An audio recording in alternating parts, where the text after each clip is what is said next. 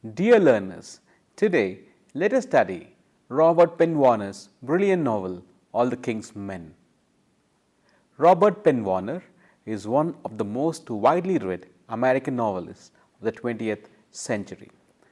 Penn Warner's novel, All the King's Men, is a fictional account of the steady rise and fall of a politician during the decades leading to the Great Depression. The novel is supposed to have been inspired by real life incidents of Hugh Pierce Long, a real life politician. The novel depicts the modes through which businessmen and their corrupt means affect politics. The novel won the Pulitzer Prize in 1947. The success of the novel ensured that it was adapted into motion picture. Let us examine the life of Robert Penn Warner. Robert Penn Warner, an American-born English writer, was born on the 24th of April 1905 in Kentucky, the United States. He died on 15th of September 1989 at Vermont in the United States. He is rated as one of America's topmost writers. He was one of the earliest writers to have won a Pulitzer Prize for both fiction and poetry. Warner was a professor of English and wrote numerous essays concerning literary history. Warner was one of the founders of New Criticism. Warner completed his MA from the University of California, Berkeley, his PhD from the Yale University. He went on to do a B.Lit from Oxford University and began his teaching career at Memphis in Tennessee State. Warner was the ideal professor of English who, even as he made stellar contributions to the field of literary theory, for instance, he co-authored Understanding Poetry, a seminal work with Cleanne Brooks, establishing journals, write fiction and poetry of the first order, and comment on the socio-political issues. In many ways, Penn Warner was the public intellectual of his day, a non-controversial, progressive individual who was committed to social causes. Warner received numerous awards. He was recognized as the first poet laureate of the United States in 1986. He was awarded the President's Medal. Warner has 52 books to his credit. His poems have been included in several anthologies. Some of his works include An Approach to Literature, written in 1938, Understanding Poetry in 1939, Fundamentals of Good Writing, a Handbook of Modern Rhetoric, published in 1950, American Literature, The Makers and the Making, published in 1974, which he wrote in collaboration with Cleanne Brooks. Warner's novels include Night Rider, 1939, At the Heaven's Gate, 1943, World Enough Time, Band of Angels, The Cave, The Place to Come. He also wrote historical accounts including How Texas Won Her Freedom and The Legacy of Civil War. Besides these works, Warner has numerous anthologies of poems and short stories.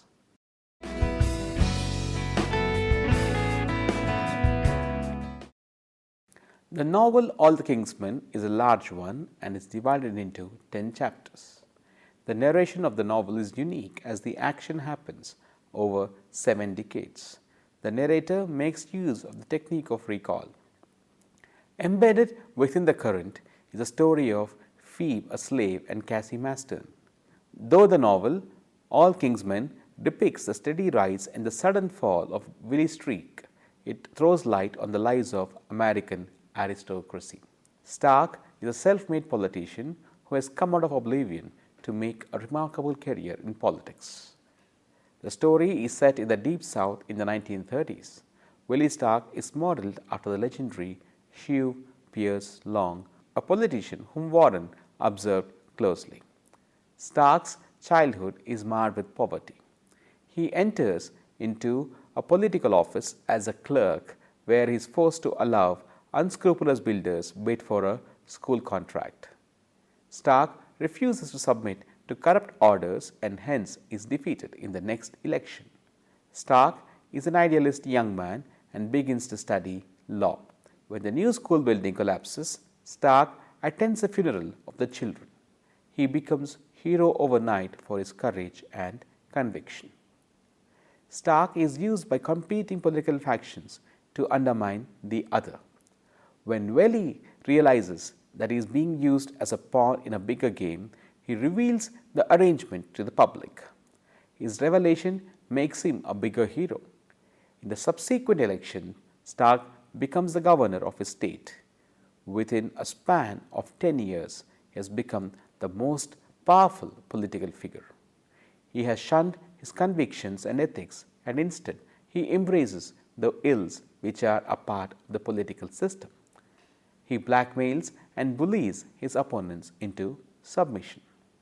However, Stark also embraces a series of liberal reforms which are quite radical in nature. He begins to tax the rich and provides comfort to the state's poor farmers. Willie has made powerful enemies, including Sam McMurphy. Lucy, who is Willie's wife, is unhappy with the change and has left him. She has not divorced him yet. Willie has embarked on numerous sexual liaisons. Willie is surrounded by Jack Burton, a researcher, a bodyguard, Sugar Boy, and an assistant, Tiny Duffy. All the King's Men also reveals the story of Jack, a historian who has shunned the comforts of aristocracy. Jack becomes Willie Stark's right-hand man. Willie uses Jack's talent to dig up the unpleasant secrets of his enemies. Willie uses these secrets to blackmail his opponents. Jack is cynical, lacks drive, and has left behind his relations, his first wife, his childhood love, Anna Stanton, and incomplete dissertation behind. Willie forces Jack to dig out the secrets of Judge Irwin. Irwin is a father figure to Jack, and later it is revealed he is actually his biological father. Jack discovers that the Judge Irwin accepted a bribe in the past. He understands that Governor Stanton covered the scam. The revelation leads to Judge Irwin committing suicide.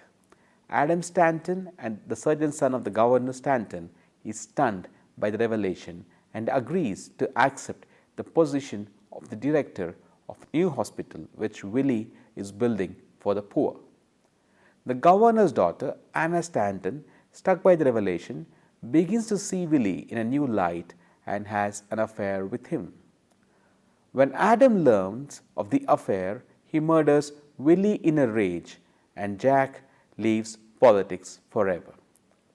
Willie's death and circumstances in which it occurred force Jack to rethink his desperate belief that no individual can ever be held responsible for the consequences of his action within the chaos and tumult of history and time.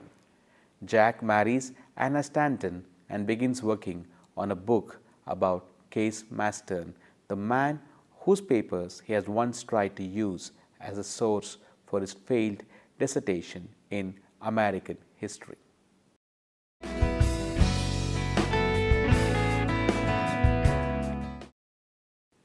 During his stay in Italy in 1930s, Warren wrote a verse drama called Proud Flesh, which dealt with themes of political power and moral corruption. As a professor of Louisiana State University, Warren observed the rise of Louisiana political boss Hugh Long, who embodied in many ways the idea that Warren tried to work in Proud Flesh. Unsatisfied with the result, Warren began to rework his elaborate drama into a novel set in the contemporary South and based in part on the person of Hugh Long. The result was the very popular All the King's Men, Warren's best book and the most acclaimed book, which won him the Pulitzer. First published in 1946, the book is one of the best literary documents that dealt with the American South during the decades of Great Depression. The novel, as we have noted earlier, won the author a Pulitzer Award and was later adapted into a movie in 1949 by a Hollywood studio. The novel focused on the lives of Willie Stark an upstart farm boy who, through the sheer force of his personality, rose to become the governor of an unnamed southern state during the 1930s. It also focuses on the life of Jack Burden, the novel's narrator, who is a cynical person but belonged to the state's political aristocracy. He uses his abilities as a historical researcher to help Willie blackmail and control his enemies. The novel deals with the large question of the responsibility individuals bear for their actions within the turmoil of history. It is perhaps appropriate that the impetus of the novel comes from real historical incidents. Jack Burden is entirely a creation of Robert Penn Warner, but there are a great deal of similarities between Stark and Long, who served as the governor and senator from 1928 in the state of Louisiana till his death in 1935. Like Long, Stark came from an uneducated family, and he passed the bar examination and rose on the strength of his populism amongst the rural poor. And like Long, Willie is assassinated at the peak of his political power by a doctor. Surprisingly, Long was murdered by Dr. Carl A. Weiss.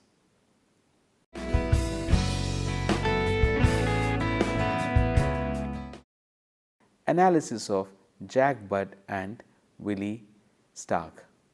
Jack Budd or Jack Burden is Willie Stark's political right-hand man and the narrator of the novel, and in many ways its chief protagonist. Jack comes from a prominent family and knows many of the important people in the state. Despite his wealthy background, Jack allies himself with the liberals and the immoral Governor Stark. His family and friends are affronted with this alliance. He uses his considerable skills as a researcher to uncover the secrets of Willie's political enemies. Jack was once married to Louise Seeger, who was extremely beautiful but is now estranged. Jack's main characteristics are his intelligence and his lack of ambition. He has no agency of his own and is content to take directions from Willie. Jack is also troubled with the PhD that he has left behind. He develops the great twitch theory to convince himself that no individual can be held responsible for anything that happens. During the course of the novel, Jack, however, rejects the great twitch theory and accepts the idea of responsibility. Let us examine Willie Stark. Willie is Jack Burden's boss who rises from poverty to assume the power of the governor. He is the state's most powerful political figure. He takes control of the state through a combination of populist political reforms and guile. While Jack is intelligent and inactive, Willie is essentially all motive, power, and direction. The extent of his moral philosophy is his belief that everyone and everything is bad and that moral action involves making goodness out of a bad situation. Willie is married to Lucy Stark, with whom he has a son, Thomas Stark. But his family is a failure.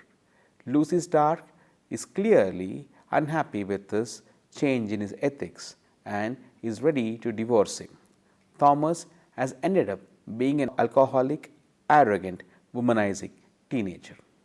Willie's voracious sexual appetite leads him into a number of affairs, including one with Sadie Burke and with Anna Stanton.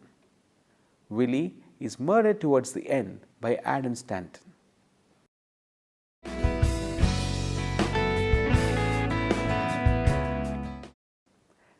Anna Stanton is Jack Burden's teenage love.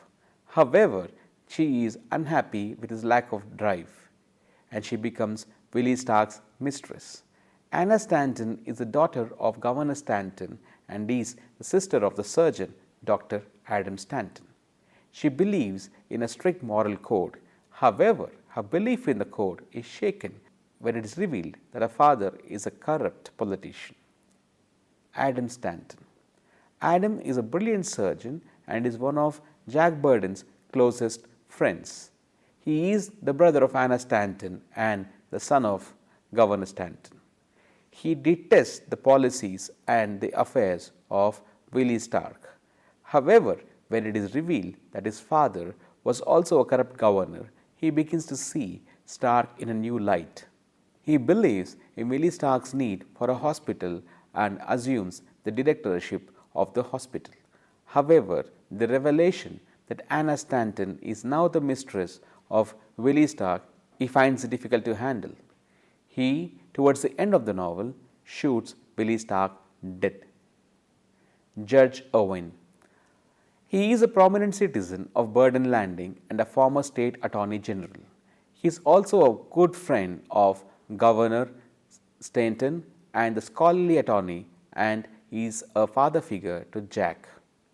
When Judge Owen supports one of Willie's political enemies in a Senate election, Willie orders Jack to find dirt on the judge.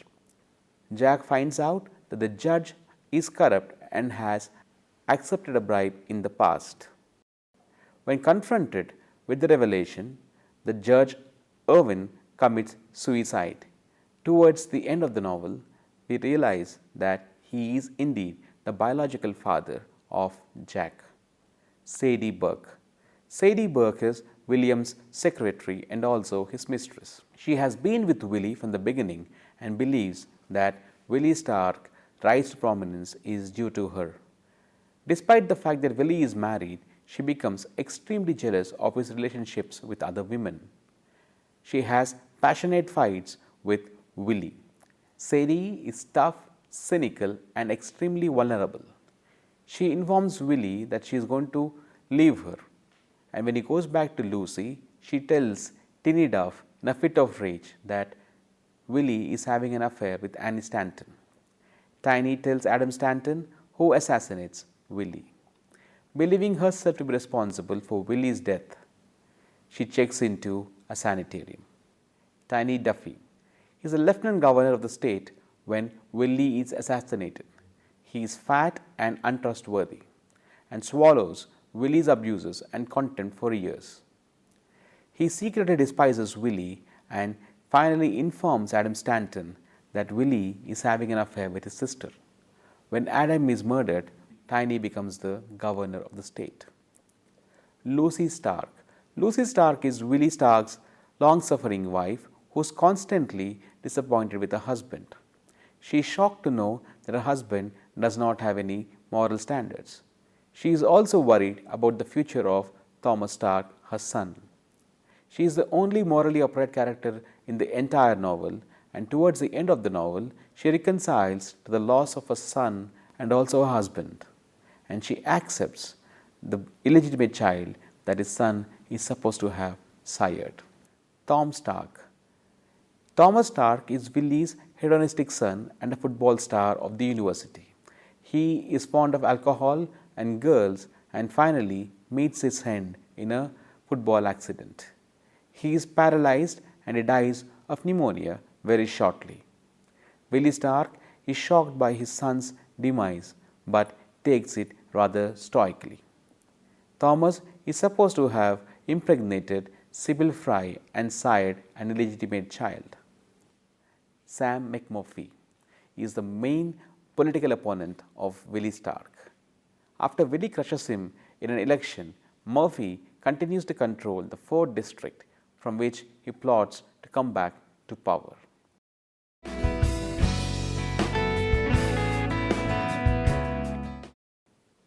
Sugarby O'Sheehan. He is Willie Stark's driver, a bodyguard, and also an excellent shot. He follows Willie blindly.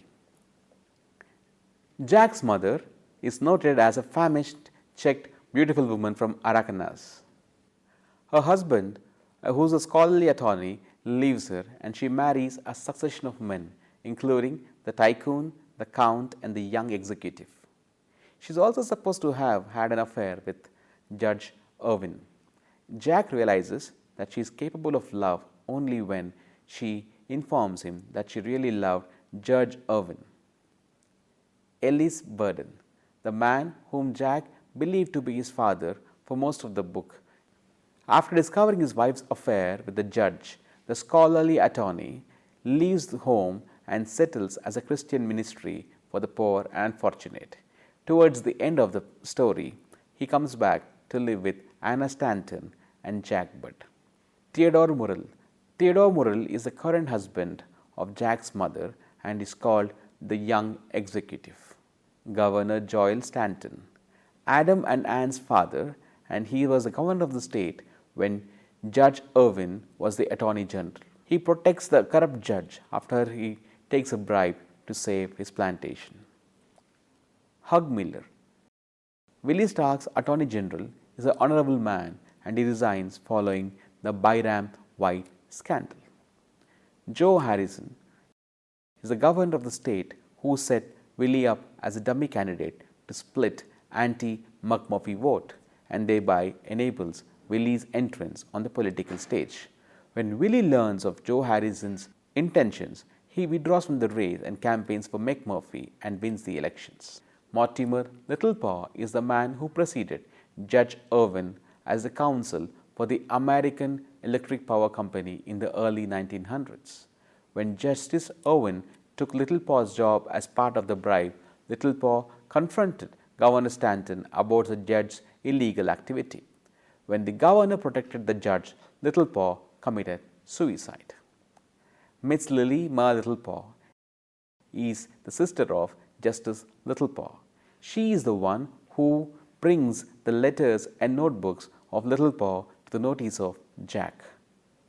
Gummy Larson is McMurphy's most powerful supporter and a wealthy businessman. Willie is forced to give Larson the building contract to build the hospital.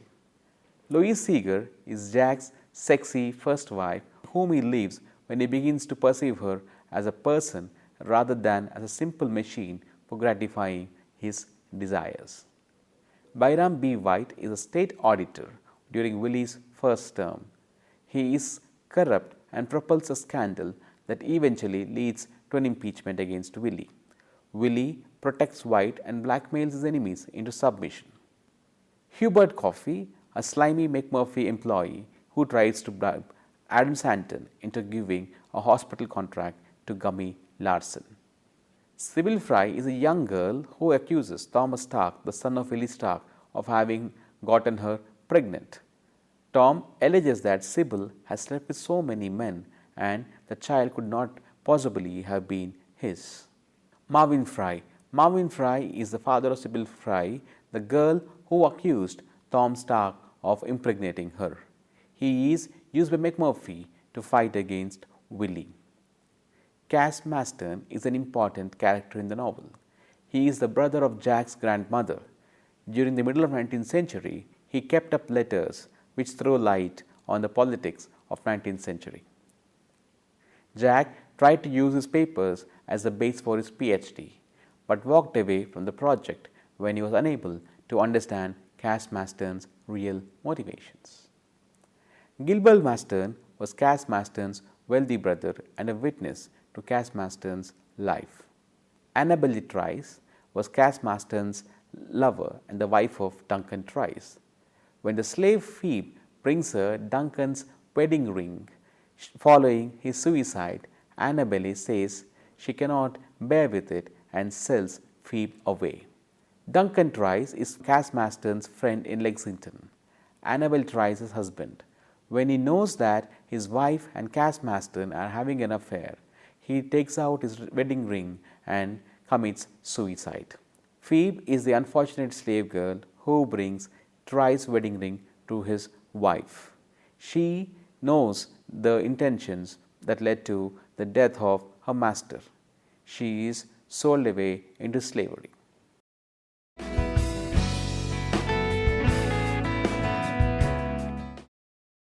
Warren discusses numerous themes in the novel.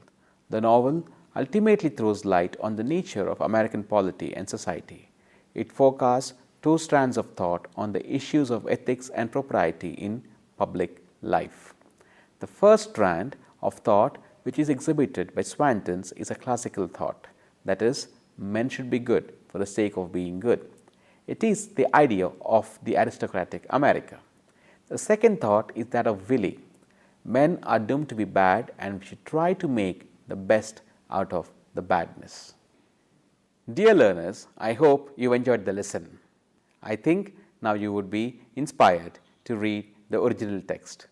Thank you.